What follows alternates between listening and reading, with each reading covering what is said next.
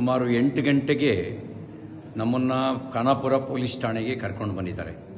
ನನ್ನ ಮೇಲೆ ಯಾವ ಮೊಕದ್ದಮೆ ದಾಖಲಾಗಿದೆ ಅಂತ ನನಗೆ ಹೇಳಿಲ್ಲ. ನಾನು ಕೊಟ್ಟ ದೂರನ್ನು ಗಂಟೆಗಟ್ಟಲೆಯಿಂದ ಸ್ವೀಕಾರ ಮಾಡ್ದಲೇ ನಾನು 0 FIR ಹಾಕಿ ಅಂತ ಹೇಳ್ತಾ ಇದ್ದೀನಿ. ನಾನು ಕೊಟ್ಟ ದೂರನ್ನು ದಾಖಲಿಸ್ತಾ ಇಲ್ಲ. ಈಗ ಇಲ್ಲಿಂದ ಇನ್ನೆಲ್ಲಿಗೋ ಕರ್ಕೊಂಡು ಹೋಗುವಂಥ ಸಂಚು ನಡೆಸ್ತಾ ಇದ್ದಾರೆ. ಎಲ್ಲಿಗೆ ಕರ್ಕೊಂಡು ಹೋಗ್ತಾ ಇದ್ದಾರೆ ಅಂತ ಗೊತ್ತಿಲ್ಲ. ನನ್ನ ಜೀವಕ್ಕೆ ಅಪಾಯ ಇದೆ. ನನ್ನ ಜೀವಕ್ಕೆ ಏನಾದರೂ ಅಪಾಯ ಆದರೆ ಅದಕ್ಕೆ ಕಾರಣ ಇಲ್ಲಿರುವ ಕಾಂಗ್ರೆಸ್ ಸರ್ಕಾರ. ಅವ್ರ ಜವಾಬ್ದಾರಿ ಹೊತ್ಕೋಬೇಕಾಗತ್ತೆ.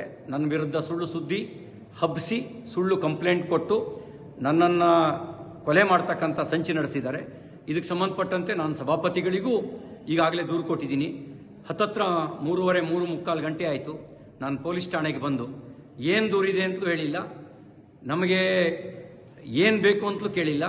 ಹೀನಾಯವಾಗಿ ನಡೆಸ್ಕೊಳ್ಳೋ ಕೆಲಸ ಮಾಡ್ತಾ ಇದ್ದಾರೆ.